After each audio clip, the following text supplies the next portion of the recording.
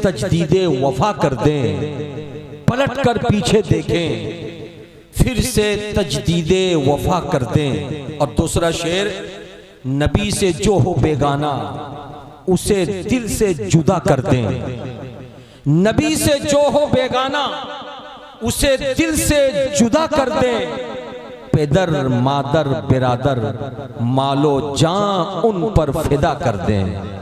पेदर मादर बिरादर मालो जान उन पे फिदा कर दें। बआवाज़ बुलंद दुरूद पाक अल्लाहुम्मा सल्ली अला सय्यदिना शफीइना तबीबा कुलूबिना मावाना मलजाना मुहम्मदी वालिही व बारिक व सल्लिम सलातन व सलामन अलैका या रसूल अल्लाह व सल्लम अलैका या हबीब अल्लाह सल्लल्लाहु ताला अलैहि वसल्लम।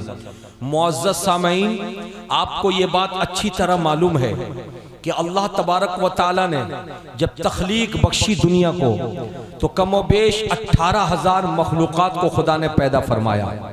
18,000 मखलूक़ात में सबसे पावरफुल मखलूक, सबसे बुजुर्गो बरतर मखलूक, सबसे प्यारी मखलूक, सबसे अच्छी मखलूक अगर किसी को बनाया है वो हजरत इंसान है।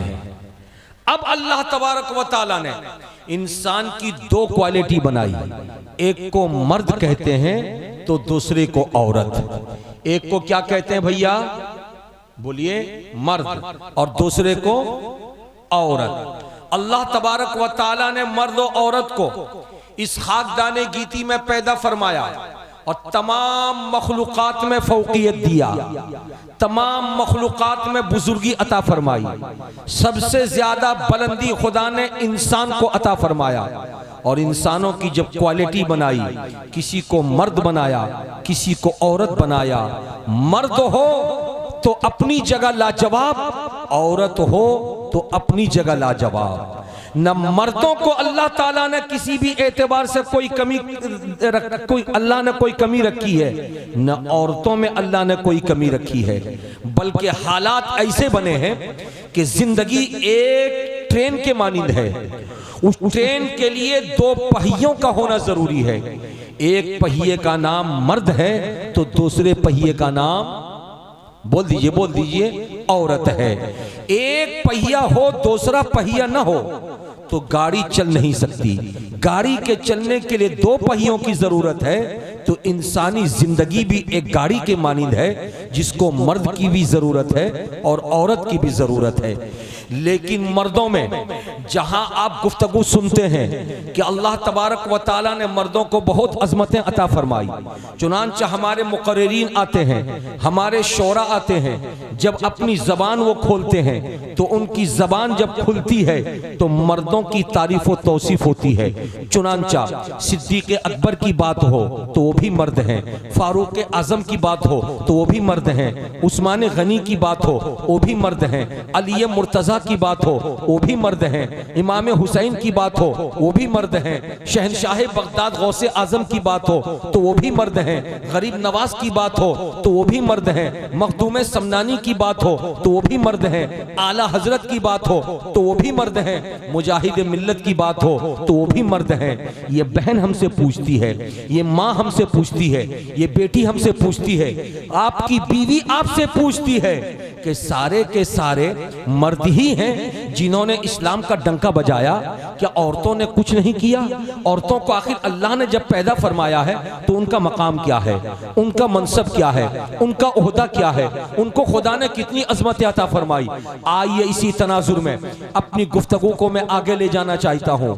कोई भी मर्द किसी भी मर्द को यह हक हासिल नहीं है कि वो किसी भी औरत को गिरी निगाह से देखे। माँ हो तो वो बेमिसाल, बहन हो तो वो बेमिसाल, बेटी हो तो वो भी बेमिसाल, बीवी हो तो वो भी बेमिसाल। खुदा ने औरतों को 4 रूप दिया है। एक रूप का नाम माँ, दूसरे रूप का नाम बहन, तीसरी रूप का नाम बेटी, चौथे रूप का नाम बीवी है।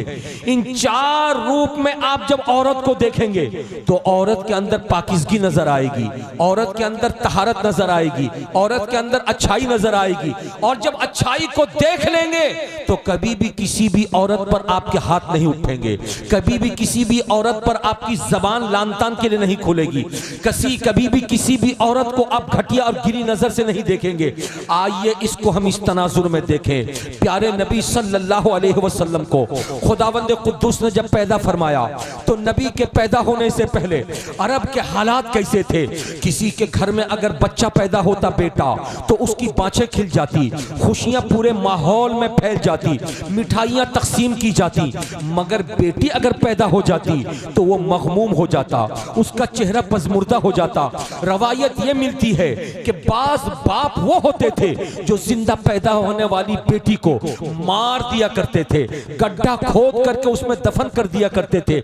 ऐसे में अल्लाह तबारक व तआला ने हमारे और आपके नबी को पैदा फरमाकर औरतों के मकाम को नबी की जबान से कहलवाया। और प्रैक्टिकल की दुनिया में जब आप आएंगे तो आपको मिजाज मिलेगा कि मेरे खुदा ने मेरे प्यारे नबी को 3 बेटे अता फरमाए, मगर वो तीनों के तीनों बेटे नाबालगी की पीरियड में इंतकाल कर गए, छोटेपन में इंतकाल कर गए। लेकिन खुदा ने 4 बेटियां अता फरमाई।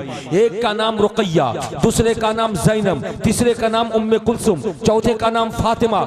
ये 4 बेटियां जब खुदा ने अता फरमा दी तो चारों बेटियां नबी के घर में परवान चढ़ी, चारों बेटियां बड़ी हुई। नबी ने चारों बेटियों की शादी की। गोया के प्रैक्टिकल की दुनिया में नबी ने उतर कर ये बात कहने की कोशिश की कि दुनिया वालों, मैं तुम्हें कहता हूं कि मेरा कलमा पढ़ के खुदा को एक मानो, मैं मुझे खुदा का नबी मानो। हो सकता है तुम में कोई कह दे हम किसको अपना नबी माने जिसको खुदा ने बेटों से महरूम रखा, इसीलिए खुदा ने मुझको बेटे दे दिए ताकि तुम मुझको बेटों से महरूम न समझो। लेकिन खुदा ने दे करके फौरन ले लिए इसलिए कि मुझे दुनिया में आने के बाद बेटियों के मकाम को बताना है, बेटियों की अजमतें बतानी है, बेटियों की रिफातें बतानी है। इसीलिए खुदा ने मेरे घर में 4 बेटियां अता फरमाई और चारों बेटियों को खुदा ने जिंदगी दी। मैं एक अच्छा बाप होने के नाते मैंने अपनी बेटियों की शादी की। इसलिए मैं तुम में ऐ दुनिया के लोगों 3 चीजों को बहुत पसंद करता हूं, तुम भी इन 3 चीजों को पसंद करो। साहबा ने पूछा था या रसूल अल्लाह वो 3 चीजें हैं क्या? नबी ने फरमाया था पहली चीज खुशबू है, दूसरी चीज नमाज है और तीसरी चीज औरत है। गोया कि खुदा ने ये रसूलुल्लाह ने ये बता करके दुनिया वालों को पैगाम दे दिया कि खुशबू को पसंद करो, मेरी सुन्नत है, नमाज की पाबंदी करो, खुदा का हुक्म है। और तुम्हारे घर में अगर औरत है तो उस औरत को मोहब्बत की नजर से देखो, बेटी हो तो मोहब्बत की नजर से देखो, बहू हो तो मोहब्बत की नजर से देखो, फूफी हो तो मोहब्बत की नजर से देखो, खाला हो तो मोहब्बत की नजर से देखो, माँ हो तो मोहब्बत की नजर से देखो, बहन हो तो मोहब्बत की नजर से देखो। ये रसूलुल्लाह सल्लल्लाहु अलैहि वसल्लम ने ये पैगाम दे करके सुबह कयामत तक दुनिया के तमाम इंसानों को ये बताने की कोशिश की कि औरत समाज से कीचड़ की तरह निकाल के फेंक देने की चीज नहीं है, बल्कि औरत घर की जीनत है, मर्द घर के बाहर की जीनत है, औरत घर के अंदर की जीनत है। मर्द बाहर जीनत पैदा करे, औरत घर के अंदर जीनत पैदा करे। जब दोनों जीनतें एक साथ हो जाएंगी तो वो मुआशरा मिलेगा, खुदा का पसंदीदा मुआशरा मिलेगा, वो समाज मिलेगा तो खुदा का पसंदीदा समाज मिलेगा। आज इस बात की कितनी सख्त जरूरत है हमें, आइए मैं आपको बताता हुआ गुजरूं। मैं रहता हूं टिकिया पाड़ा में। आपको मालूम है कि टिकिया पाड़ा में दारुल उलूम जियाउल इस्लाम है। उस दारुल उलूम जियाउल इस्लाम में शोबे इफ्ता का भी मामला चलता है। दारुल इफ्ता है जिसके चीफ काजी और सदर मुफ्ती दिलदार आलम साहब क़िबला मिसबाही है। कभी अगर आपको तौफीक मिले और टाइम मिल जाए आप जाइए, मुफ्ती साहब से अर्ज कीजिए हुजूर पिछले 2 महीने के अंदर आपके पास जितने इस्तिफ्ते आए हैं तमाम के तमाम इस्तिफ्ता को हमारे सामने पेश करके जरा कैलकुलेट करके बताइए कि किस किस मामले में कितने इस्तिफ्ते आए। तो मुफ्ती साहब आपको बताएंगे अगर पिछले 2 महीनों में 200 लोग अगर फतवा लेने के लिए पहुंचे हैं तो उनमें कमोबेश 150 लोग ऐसे होंगे जिनके फतवे में तलाक का मैटर होगा, जो अपनी बीवी को तलाक दे चुके होंगे और उसके बाद फिर फतवा लेने के लिए गए होंगे। कोई कह रहा होगा गुस्से में दे दिया, कोई कह रहा होगा नशे में दे दिया, कोई कह रहा होगा माँ के बहकावे पर दे दिया, कोई कह रहा होगा भाई के बहकावे पर दे दिया। मैं पूछना चाहता हूं, आज हमारे समाज में तलाक का मैटर इतना आम कैसे हो गया? क्या हमने बीवी की अजमत को नहीं देखा, बीवी की अजमत को नहीं पहचाना? अगर नहीं पहचाना है तो आओ नबी कौनो मकां की बारगाह में आओ। मेरे प्यारे आका मदनी ताजदार, नबियों के इमाम, रसूलों के सुल्तान औरतों के मुताल्लिक फरमाते हैं औरत का 4 रूप है। चारों रूप को नबी ने कैसे पसंद फरमाया? इस तरह पसंद फरमाया, अगर औरत बेटी है तो मुस्तफा जाने रहमत फातिमातुज़ ज़हरा के घर तशरीफ लाते हैं। नबी की प्यारी बेटी है, लख्ते जिगर है, नूरे नजर है। इरशाद फरमाते हैं बेटी फातिमा घर पे हो, जैसे आवाज सुनती है फातिमा अपने बिस्तर से उठ करके दरवाजे पर आ जाती है। मुस्तफा प्यारे घर के अंदर तशरीफ ले जाते हैं, बेटी फातिमा के पेशानी को बोसा देते हैं और ऐलान करते हैं फातिमा तुम सिर्फ मेरी बेटी नहीं हो बल्कि मेरे जिगर का टुकड़ा हो। कहो सुभान अल्लाह, मेरे जिगर का एक टुकड़ा हो। नबी ने बेटी को कैसा प्यार दिया, आओ जरा सा ज़हन करीब करो। अगर एक औरत बहन है तो नबी कौनो मकान सल्लल्लाहु अलैहि वसल्लम ने बहन को प्यार दिया।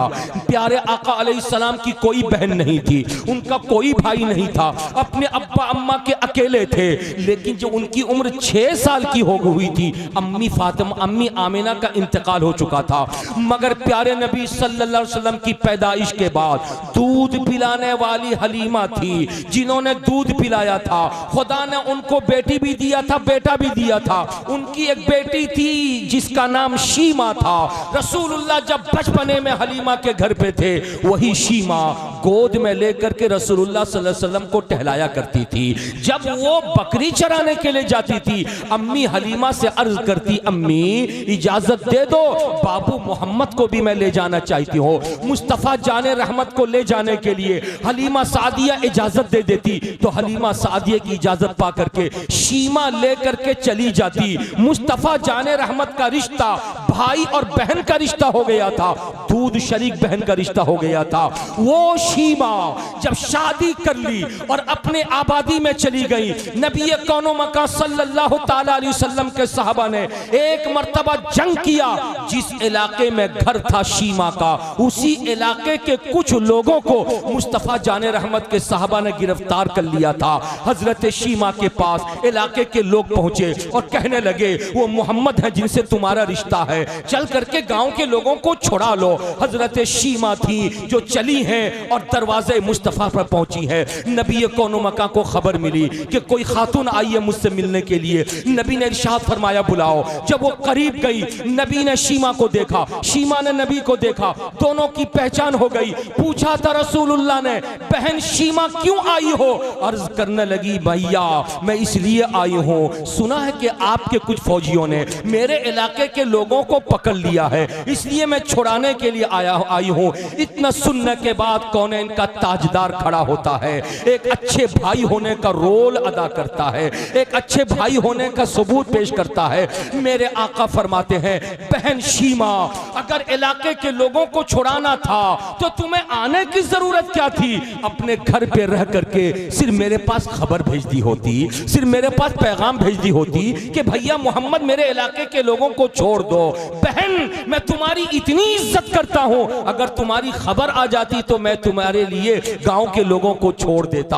अब आई हो तो आओ, गांव के लोगों को भी लेकर जाओ। और इरशाद फरमाते मेरे सहाबा, मेरी ये बहन है, इसको नवाज दो। चुनांचे नबी के इशारे पर उनको ऊंट भी दिए जाते हैं, बकरियां भी दी जाती हैं तोहफे के तौर पर। नबी के दरवाजे से लेकर के हजरत शीमा निकल रही है। ये दूसरा रूप देखा था आपने। एक तीसरा रूप है जो बीवी का रूप है। उस बीवी के रूप में जब खदीजा सामने आती है, मुस्तफ़ा जाने रहमत प्यारे नबी सल्लल्लाहु ताला अलैहि वसल्लम है जो खदीजा से बेइंतहा मोहब्बत करते हैं, इतनी मोहब्बत करते हैं, इतनी मोहब्बत करते हैं, इरशाद फरमाते हैं मेरे बदन का एक जुज है खदीजा। और जब शादी हुई प्यारे नबी की, दूसरी, तीसरी, चौथी, पांचवी, छठी, सातवीं, इस तरह पे दर पे कई बीवियां आई, तो उनमें हजरत आयशा सिद्दीका आई, अपने हुजरे में बैठ करके पानी नोश कर रही है आयशा। आका ने फरमाया आयशा मुझे भी पानी पिलाओ। रसूलुल्लाह के कहने पर जैसे पानी का बर्तन दिया, मिट्टी का बर्तन था, रसूल ने उस बर्तन को लिया और लेकर के बर्तन को घुमाना शुरू किया। आयशा पूछती है या रसूल अल्लाह क्या देख रहे हैं? आका फरमाते हैं मैं उस जगह को तलाश कर रहा हूं जिस जगह पे तुम्हारे होंठ लगे हैं। या रसूल अल्लाह वजह क्या है? वजह यह है जहां पर तुम्हारे होंठ लगे हैं वहीं पे अपना होंठ लगा करके मैं पानी पीऊंगा, इसलिए कि होंठ के जगह पे तुम्हारा लुआब लगा है और मेरा भी लुआब लगेगा।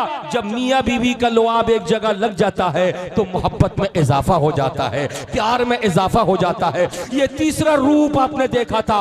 चौथे रूप में मुस्तफा जाने रहमत ने फरमाया वो माँ है, माँ जिंदगी भर माँ की फरमाबरदारी करके भी तुम माँ की मोहब्बत का हक अदा नहीं कर सकते हो। इरशाद फरमाते हैं कि सुनो, नमाज पढ़ो खुदा खुश होगा, रोजा रखो खुदा खुश होगा, हज करो खुदा खुश होगा, ज़कात दो खुदा खुश होगा, लेकिन खुदा खुश होकर जब जन्नत अता करेगा तो खुदा ने जन्नत को तुम्हारी माओ के कदमों के नीचे रखा है। जन्नत लेना हो तो माओ की खिदमत किया। मेरे बुजुर्ग और दोस्तों, आपने ये देखा कि चार रूप को रसूलुल्लाह सल्लल्लाहु अलैहि वसल्लम ने किस तरह निभाया है। अरे बोलो भाई, चार रूप को रसूलुल्लाह ने किस तरह निभाया है। अब जरा सा ठहरो, आज हमारे मुआशरे में देखो तलाक की नौबत आ रही है। इस तलाक की नौबत की वजह से हालात ऐसे बने हुए हैं, किसी के घर की बहू आज अपने घर में सलामत अगर है तो वेलकम है, और अगर सलामत नहीं है तो उस घर के ऊपर मातम करना चाहिए। बेचारा वो घर वाला यानी शौहर कामकाज के लिए कोई बेंगलोर में है, कोई हैदराबाद में है, कोई केरला में है, कोई मुंबई में है, कोई दिल्ली में है, अपनी बीवी बाल बच्चों को घर पे छोड़ करके गया है। लेकिन कहते हैं ना मौलवी का दुश्मन मौलवी होता है, राजमिस्त्री का दुश्मन राजमिस्त्री होता है, लकड़ी मिस्त्री का दुश्मन लकड़ी मिस्त्री होता है, ड्राइवर का दुश्मन ड्राइवर होता है, औरत का दुश्मन भी औरत होती है। फर्क इतना है एक औरत बहू है तो दूसरी औरत सास है। ये सास जिसकी बेटी दूसरे के घर में है पूरे गांव में घूम रही है कहते हुए मेरी बेटी को मेरे उसके ससुराल में लोग देख नहीं पाते, मेरी बेटी पर जुल्म होता है। कभी सास का जुल्म, कभी ससुर का जुल्म, कभी देवर का जुल्म, कभी ननन का जुल्म, कभी शौहर का जुल्म। लेकिन वो सास भूल गई कि मेरे घर में भी तो दूसरे की बेटी है, मैं उस बेटी के साथ अगर इंसाफ करूंगी तो मेरी बेटी के साथ भी दूसरी जगह इंसाफ होगा। आज बहुत सारी औरतें हैं, बीवी हैं जो शादी के बाद 2, 4, 5 महीने रह करके ससुराल में अपने मैके में जाके 8, 8 महीने से पड़ी हुई हैं, 1, 1 साल से पड़ी हुई हैं। मैं पूछना चाहता हूं, सास बनने वाली बूढ़ी औरतों अपने घर की बहू को प्यार दो और अपने बेटे से कहो कि बेटा ये तेरी बीवी है, खुदा ने जहां मां होने के नाते मेरी खिदमत तेरे लिए फर्ज किया वैसे ही ये औरत बीवी है, बीवी होने के नाते उसकी मोहब्बत भी तेरे ऊपर फर्ज है। तू मोहब्बत नहीं देगा तो कौन देगा। हालात ऐसे बने हुए हैं, लोगों अपने घर को अगर संवारना चाहते हो, अपने घर की इज्जतों को अगर बढ़ाना चाहते हो, अपने घर में अगर इस्लामी कानून पैदा करना चाहते हो, अगर घर में रब की रहमतें बुलाना चाहते हो तो बीवी से प्यार करो। ये मत सोचो कि बीवी कहां से आई है, नहीं नहीं, मियां बीवी का जो पाकीज़ा रिश्ता है इसका बदल कुछ नहीं हो सकता। यही वजह है आकाए कायनात सल्लल्लाहु अलैहि वसल्लम ने 50 बरस की उम्र तक एक ही बीवी रखी। मुस्तफा जाने रहमत की एक बीवी हजरत खदीजा है, दूसरी नहीं है। लेकिन जब खदीजतुल कुबरा का इंतकाल हो गया, नबी 50 बरस के थे तो नबी ने फिर शादियां की, दूसरी किया, तीसरी किया, चौथी किया, पांचवी किया, छठी किया, सातवीं किया, आठवीं किया, नौवीं किया, 10वीं किया, 11वीं किया। ये पै दर पै रसूलुल्लाह ने जो निकाह किया वजह क्या थी? गोया के दुनिया के लोगों को मुस्तफा जाने रहमत थ्योरी के साथ साथ प्रैक्टिकल में बताना चाहते हैं कि याद रखो, तुम्हारे घर की जीनत तुम्हारी बीवी है। बीवी से जो जितना प्यार करता है अल्लाह की बारगाह में वो उतना मुकर्रब हो जाया करता है। झूम के बोलो सुभान अल्लाह। हजरात मुकर्रम, आपकी बात मेरी बातों को सुन करके आपके दिल में खलबली मची होगी। आप सोच रहे होंगे मौलाना कैसी बात कर रहे हैं, तो घर जाने के बाद ये औरत हमको छोड़ेगी नहीं और तिरछी निगाह डालेगी और कहेगी देख लिया मौलाना को, कितनी अच्छी तकरीर की है, कितनी प्यारी तकरीर की है, सुन लिया, बहुत मुझको बोलते हो। आप सोचेंगे मौलाना पता नहीं काहे ये उन्वान पेश कर रहे हैं। किसी भी इंसान को भेद नहीं बताना चाहिए, राज नहीं बताना चाहिए। औरत को राज मालूम हो जाएगा, जीना दो भर कर देगी। नहीं नहीं, औरत जीना दो भर नहीं करेगी। औरत मरती है तो आपके लिए मरती है, औरत तड़पती है तो आपके लिए तड़पती है, औरत सोचती है तो आपके लिए सोचती है। एक बुजुर्ग की बारगाह में एक मर्द गया था, जिस मर्द ने अपनी बीवी के खिलाफ जाकर के बुजुर्ग के सामने बहुत कुछ बताया, यानी उसके ऐब को शुमार किया। मेरी बीवी के अंदर ये कमी है, मेरी बीवी के अंदर ये कमी है, मेरी बीवी के अंदर ये कमी है। बुजुर्ग इंतहाई मतानत के साथ जवाब देते हैं। कितना प्यारा जवाब देते हैं, तवज्जो के साथ सुनिएगा। जवाब देते हैं, ये बता तेरे घर का बावर्ची कौन है? उसने कहा मेरी बीवी है। तेरे घर का धोबी कौन है? कहा मेरी बीवी है। तेरे घर का सफाई सुथराई करने वाला भंगी कौन है? कहा मेरी बीवी है। तेरे बच्चों को खाना पका के खिलाने वाला कौन है? कहा मेरी बीवी है। तेरे कपड़े को धो करके प्रेस करके रखने वाला कौन है? कहा मेरी बीवी है। तेरे लिए खाना बनाने वाला कौन है? कहा मेरी बीवी है। तू जब बाहर चला जाता है तो पल पल फोन करके तेरी खैरियत पूछने वाला कौन है? कहा मेरी बीवी है। अल्लाह अल्लाह। बुजुर्ग फरमाते हैं बावर्ची भी वही, धोबी भी वही, आया भी वही, भंगी भी वही, खिदमत गुजार भी वही। बोल इसके बदले में तो उसको कितना पैसा देता है? का कुछ पैसे नहीं देता। बुजुर्ग खड़े हो गए, फरमाया जा निकल जा मेरी खानका से, तुझसे बड़ा नाहंजार कोई नहीं। जो बीवी तुझे कपड़ा धुल करके दे, जो बीवी तेरे बाल बच्चों की हिफाजत करे, जो बीवी तेरे लिए खाना बनाए, जो बीवी तेरे लिए घर की सफाई करे, जो बीवी तेरे पीठ के पीछे में तेरे रिश्तेदारों की खिदमत करे, उस बीवी की अच्छाई तुमको नजर नहीं आती, सारी बुराई तुमको नजर आती है। वो इंसान तौबा करता है। मैं आपके सामने इस हिकायत के जरिए ये सुनाना चाहता हूं कि बीवी के अंदर जहां बहुत सारी कमी है वहां बहुत सारी अच्छाइयां भी है। कमी को नजरअंदाज कर दो ये सोच करके कि खुदा ने मर्द की टेढ़ी हड्डी से औरत को पैदा फरमाया है। औरत के अंदर कुछ टेढ़ापन होगा, लेकिन टेढ़ेपन को सीधा करने जाओगे तो टेढ़ी हड्डी टूट जाएगी, तलाक हो जाएगी, मगर वो टेढ़ी हड्डी सीधी नहीं होगी। इसलिए तुम प्यार दो, बीवी को मोहब्बत दो। एक तरफ तुम मोहब्बत दोगे, बीवी तुम्हारे लिए पलके बिछा देगी, मोहब्बत के साए में तुम्हें लेकर के खुदा की बारगाह में शुक्राना अदा करेगी। हजरात मुकर्रम, आओ जरा सा करीब देखो। बहन की बात मैं आपके सामने कर रहा था, लेकिन बहन की बातों को करने से पहले मैं आपको यह सुनाना चाहता हूं। आप में कितने लोग हैं जो बहन की शादी में दिल खोल करके खर्च किए? 4 लाख, 5 लाख, 10 लाख, 20 लाख, खुदा ने जितना दिया आपने खर्च किया। लेकिन जरा सा कलेजे को हाथ में लेकर के बोलिए, बाबा के मर जाने के बाद, अम्मा के मर जाने के बाद आप में कितने लोग हैं जो बहन को प्रॉपर्टी का हिस्सा दिए? हो सकता आप कहें उसकी शादी में तो 7 लाख रुपया खर्चा कर दिया, अब हिस्सा कैसा? 10 लाख खर्चा कर दिया, अब हिस्सा कैसा?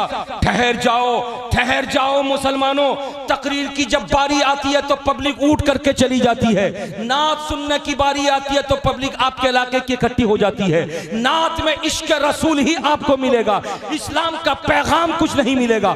लेकिन पैगाम इस्लाम जब पेश करने की बारी आती है आप सुनने के लिए तैयार नहीं हो। आओ सुनो, मैं आपको बताता हुआ गुजरूं, हिंदुस्तान के हालात कितने खराब हो गए। दिन ब दिन 2014 के बाद से अब तक खराब होते चले आ रहे हैं। इसलिए कि मरकजी तख्त नशी वो इंसान बैठा हुआ है कि जो इंसान हुकूमत पे काबिज होने के बाद उसने अपना नस्बुलैन बना लिया है। हर उस चीज को टॉर्चर करो जो चीज मुसलमानों से रिलेटेड हो, मजहब इस्लाम से रिलेटेड हो।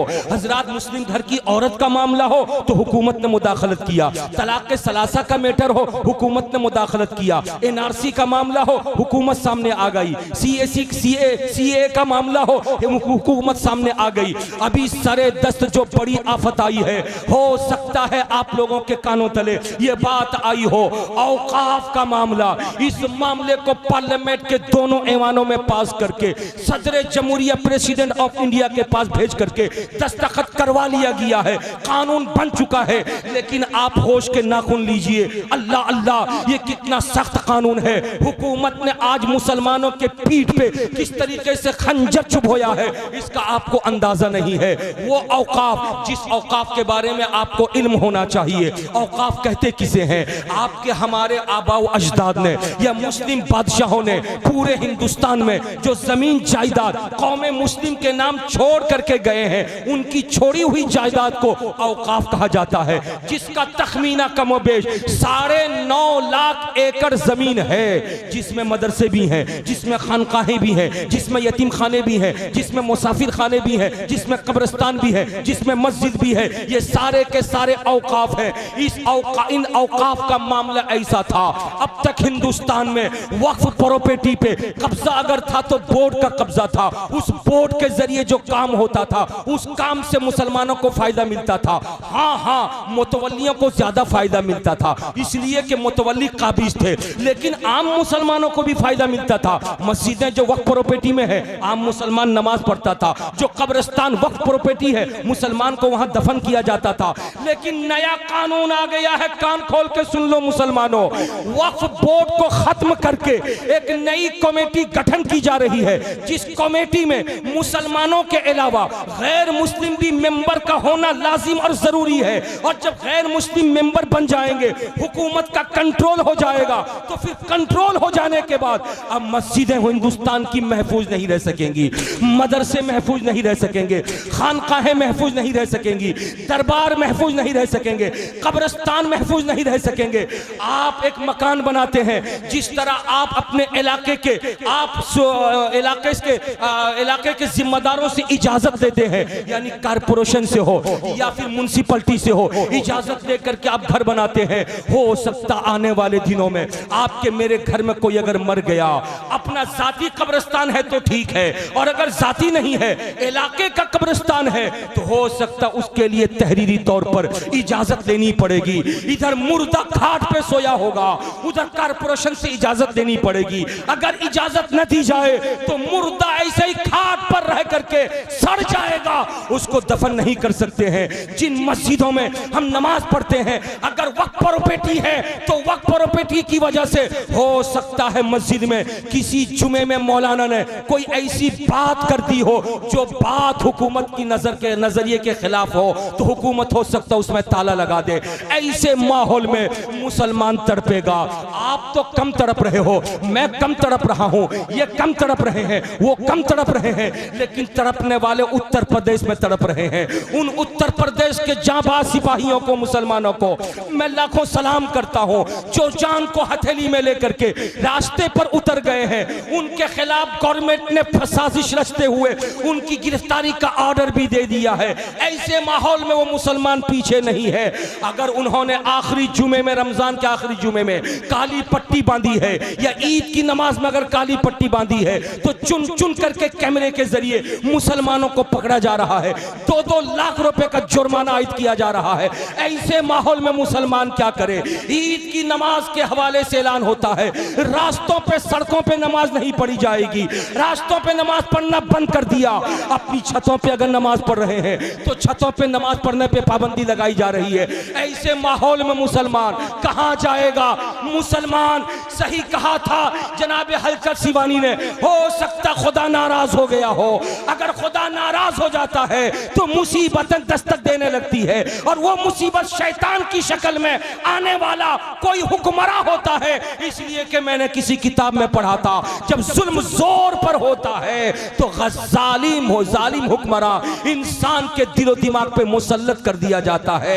ए भाइयों, कहीं हमारे घर में जुल्म तो नहीं हो रहा है कि हमारे ऊपर जालिम हुक्मरान आ गया? कहीं हम बेटे के हक को हड़प तो नहीं कर रहे हैं? कहीं बीवी के हक को हड़प नहीं कर रहे हैं? कहीं माँ को इज्जत नहीं दे रहे हैं? कहीं बाप को इज्जत नहीं दे रहे हैं? कहीं बहन को उसका हक नहीं दे रहे हैं? हो सकता है हमने और आपने ये कदम उठाया हो जिसकी वजह से आज जालिम हुक्मरान हमारे सर पर बैठा है। इसलिए इस फूल बागीचा की धरती पे खवातीन की अजमतों को बयान करते हुए सखावत हुसैन बरकती आपको बोलने की जसारत कर रहा है कि खुदा के कानून को फॉलो करो।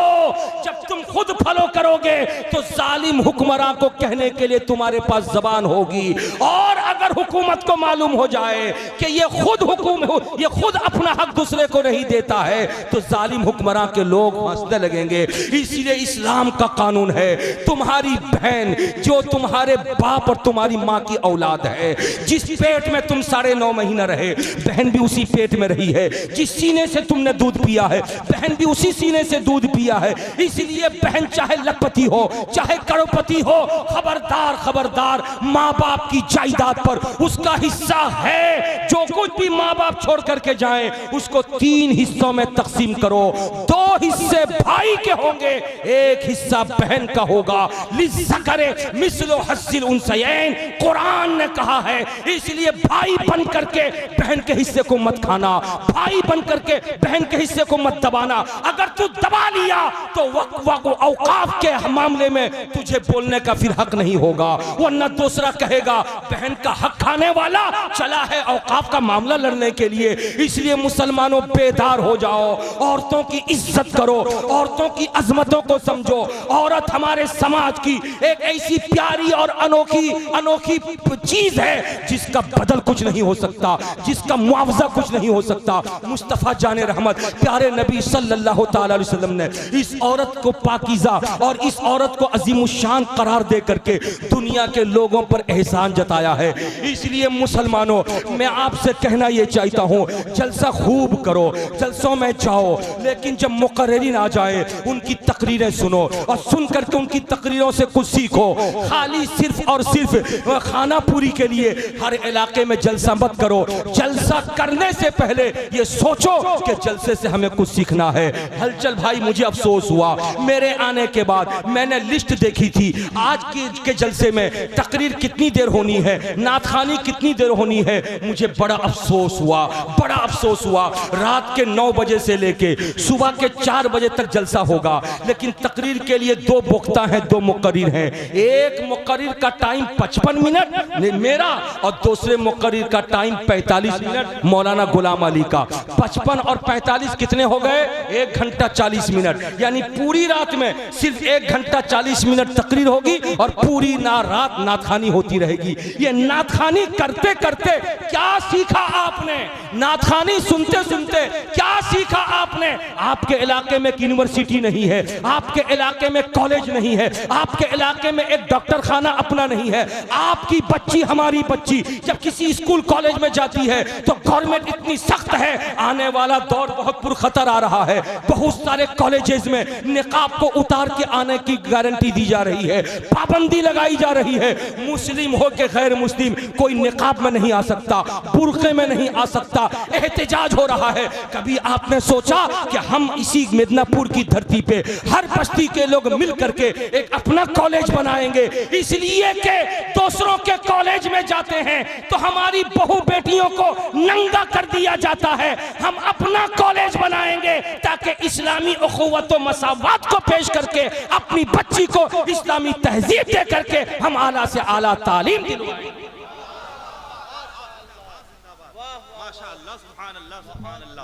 नारे तकबीर, नारे रिसालत, मसलके आला हजरत, पैगाम इस्लाम, पैगाम इस्लाम, नारे तकबीर, नारे रिसालत।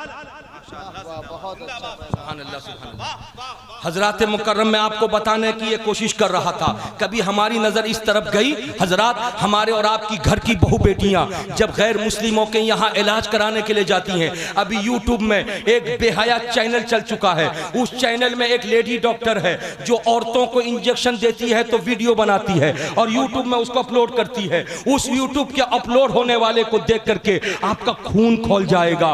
बहू बेटी की इज्जतें इतनी प्यारी है, इतनी प्यारी है। इस्लाम कहता है सिर्फ आपकी बीवी की इज्जत नहीं, सिर्फ आपकी माँ की इज्जत नहीं, सिर्फ आपकी बहन बेटी की इज्जत नहीं, बल्कि एक औरत चाहे हिंदू हो उसकी भी इज्जत है, गैर मुस्लिम हो उसकी भी इज्जत है, कोई यहूदी घर की हो उसकी भी इज्जत है, कोई नसरानी घर की हो उसकी भी इज्जत है। औरत किसी भी तबके की हो उसकी इज्जत है, और उसकी इज्जत को तस्लीम करना मुसलमान के लिए जरूरी है। लेकिन किसी भी घर की औरत की इज्जत से खिलवाड़ करने के लिए इस तरीके से डॉक्टर खानों में और इलाज की जगहों पे कैमरे लगाए गए हैं, जिनसे उनको बेहया बना करके उनके नंगे तस्वीर को अपलोड किया जाता है। काश मेरा ये बंदा, मेरी ये कौम, मेरे समाज के लोग जितनी दिलचस्पी के साथ इन तमाम चीजों में आगे बढ़ते हैं, वैसे ही कमर कसें और कमर कस के ऐलान कर दे कि हम हर साल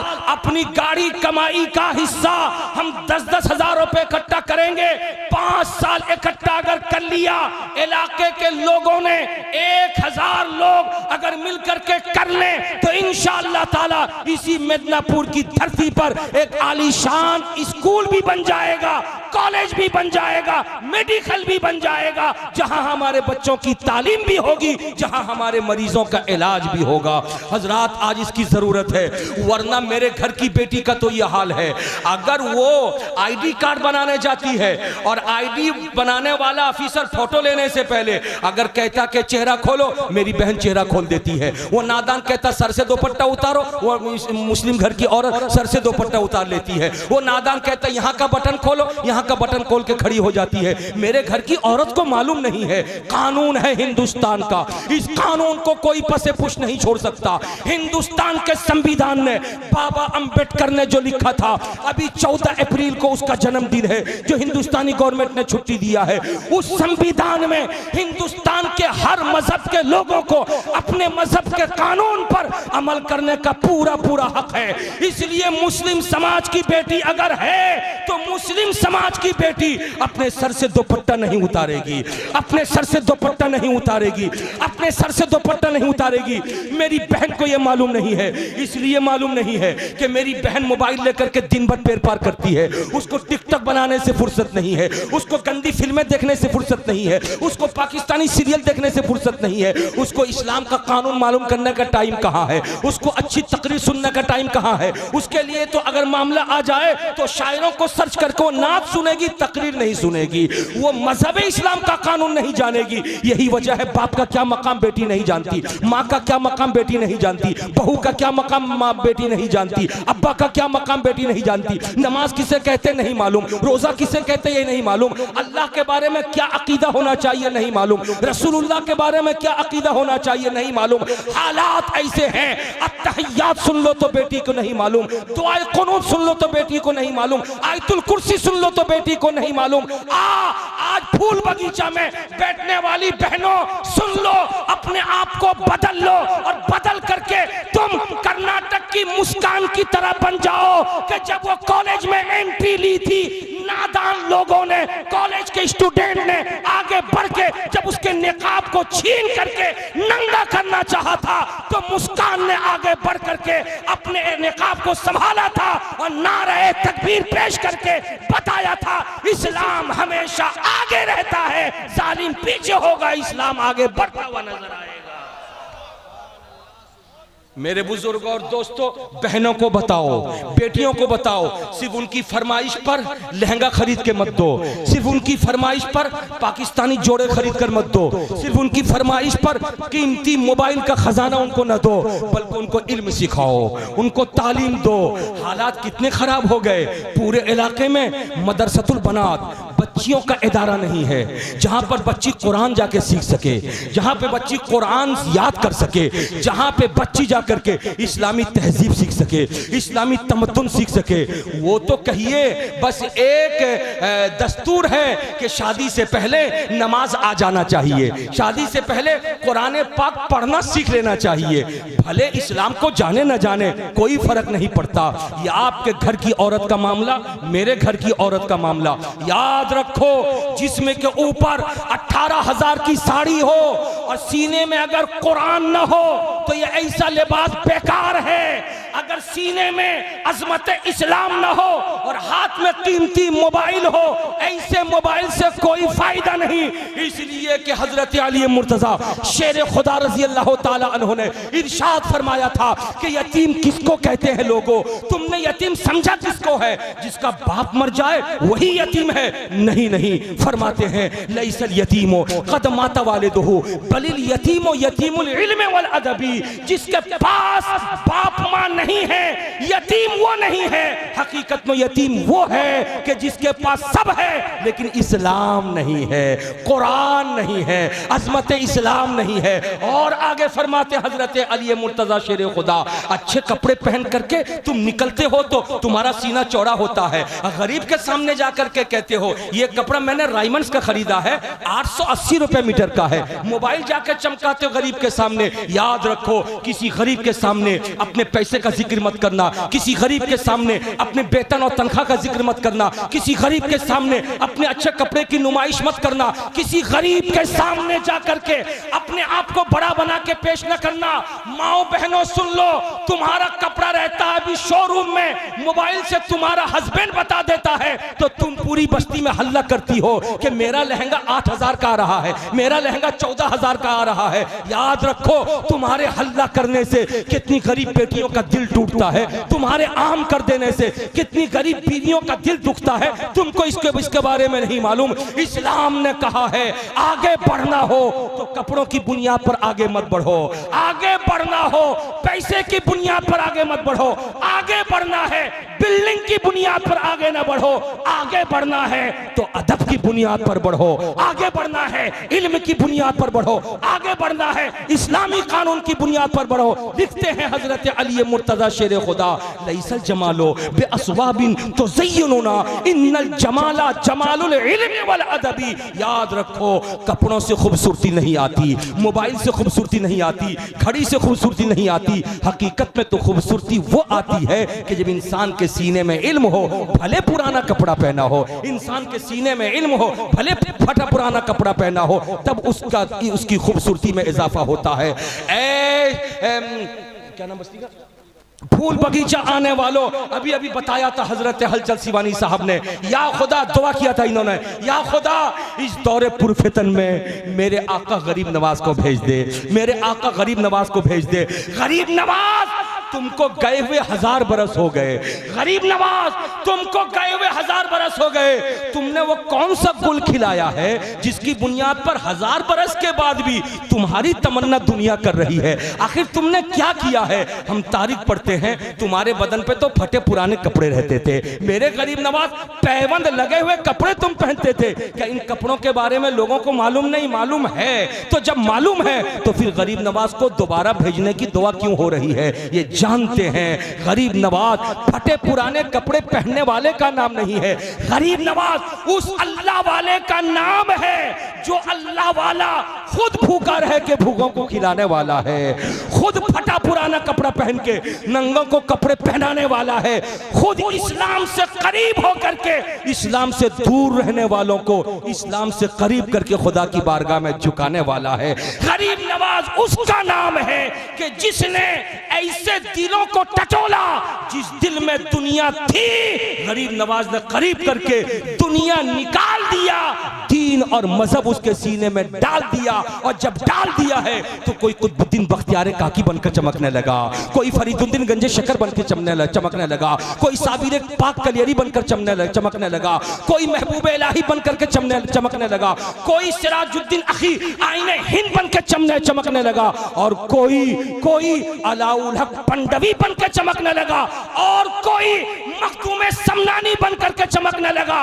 और जब दुआ हुई है गरीब नवाज की उसी अजमेरे पाक में, तो कोई अहमद रजा आला हजरत बनकर के चमकने लगा, कोई हबीबुर रहमान मुजाहिद मिल्लत बनकर चमकने लगा, कोई अख्तर रजा ताजुश शरिया बनकर के चमकने लगा। मेरे बोल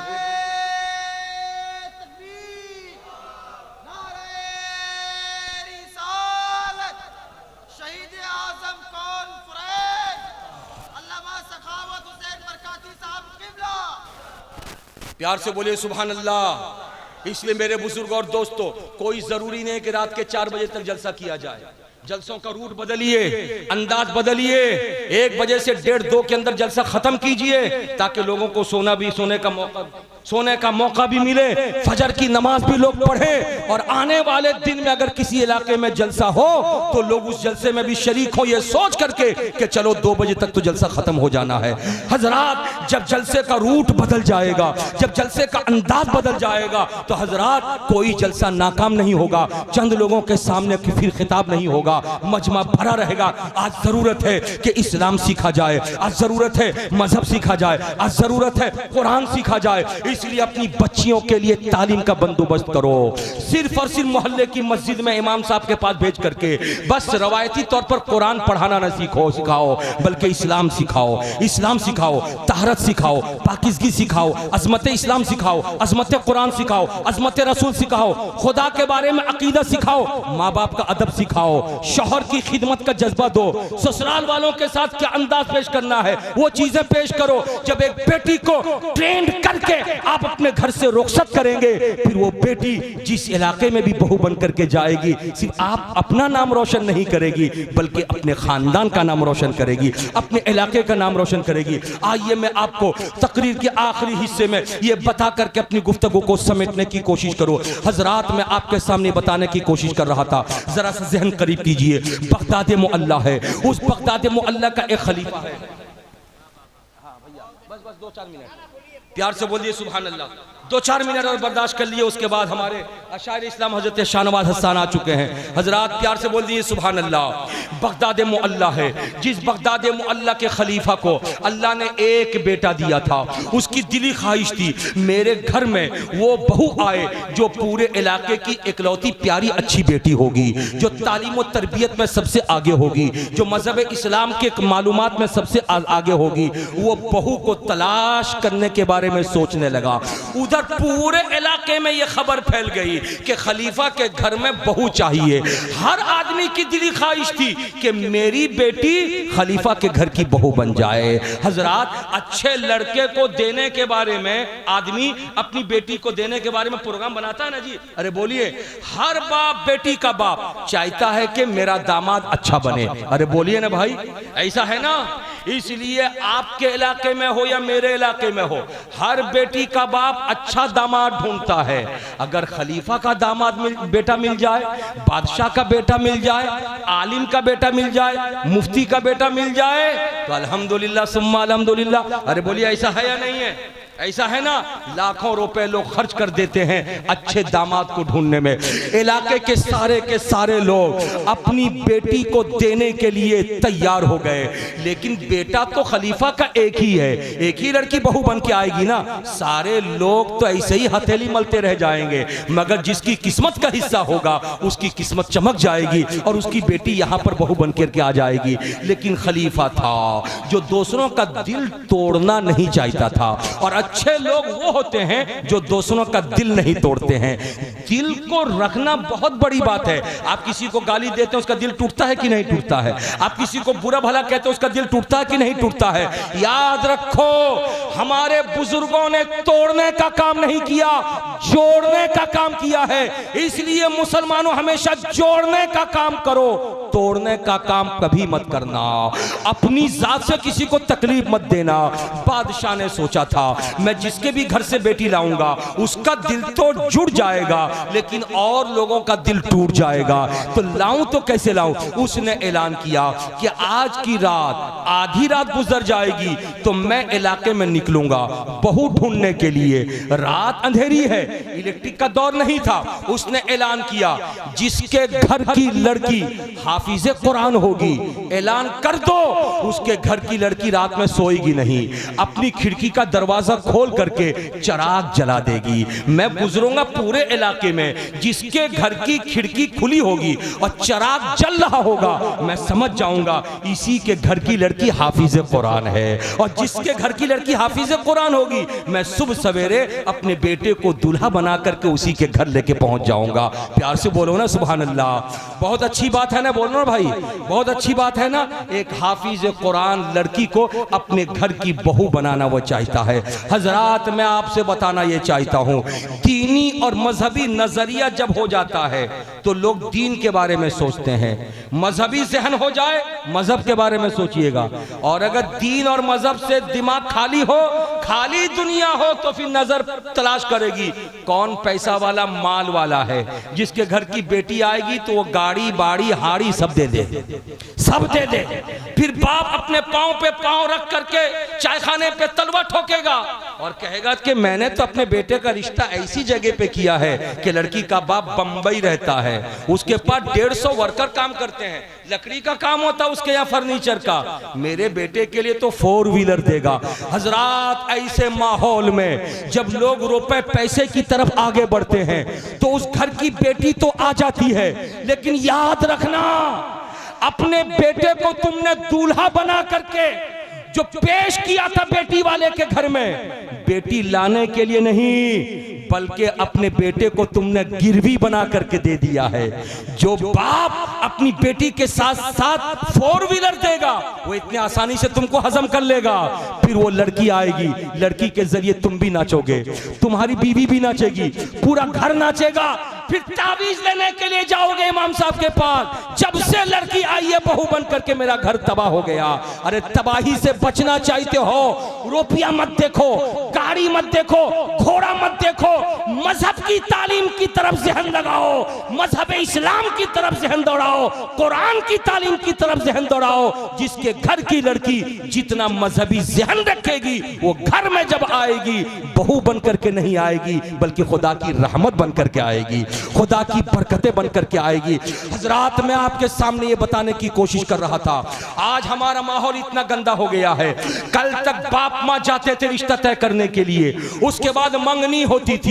शादी से पहले तक न दूल्हा देख पाता था लड़की दुल्हन को, न दुल्हन देख पाती थी लड़की को। लेकिन नया दौर आ गया, अब मंगनी का रस्म ऐसा हो रहा है कि दोनों मिल करके हॉल बुक करते हैं, उस हॉल में दूल्हा भी आता है, दुल्हन भी आती है, दोनों तरफ के लोग भी आते हैं, खाना पीना होता है। वहां पर आईना ला करके दोनों एक दूसरे को देखते हैं, अंगूठी पहनाई जाती है, अल्लाह अल्लाह दोनों एक दूसरे को देखते हैं, मुसाफा होता है। उसके बाद फिर नंबर का तबादला होता है, दूल्हा का मोबाइल नंबर दुल्हन के पास, दुल्हन का मोबाइल नंबर दूल्हा के पास, ये तबादला होता है। मंगनी खत्म हो जाती है। उसके बाद शादी अगर 8 महीने के बाद हो, या 12 महीने के बाद हो, या 1.5 साल के बाद हो, या 2 साल के बाद हो, न दूल्हा चैन से है न दुल्हन चैन से है। जब देखो मोबाइल, जब देखो मोबाइल, जब देखो मोबाइल, जब देखो मोबाइल।